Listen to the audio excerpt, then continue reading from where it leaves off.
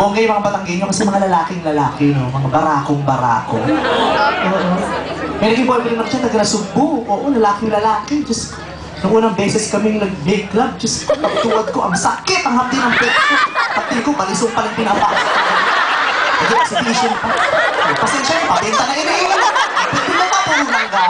Pasensya tayo, nagpandaan na! Sa lista yung mga Batanggenyo. Ang sakit, napatakbo ko. Diyos ko, pauwi na ako. Nadaan ako Laguna. Ang daming gwapo din sa Laguna. May mga taga-Laguna rito?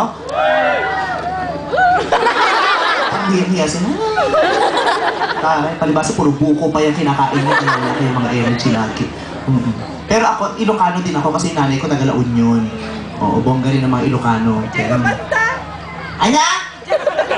Mga mawata, kinama, nawalan. Yung mga Ilocano, ganyan, ang tatalday mo, hindi mo naiintindihan sinasabi.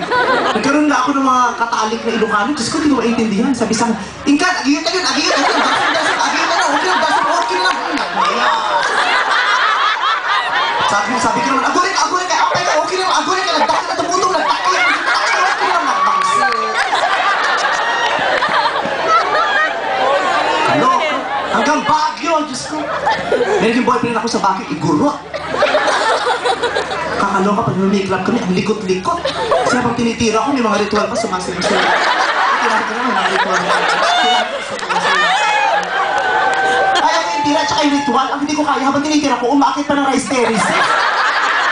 Taas-taas, Diyos ko, pag gising ko, yung puwet ko, puro broccoli. Hello?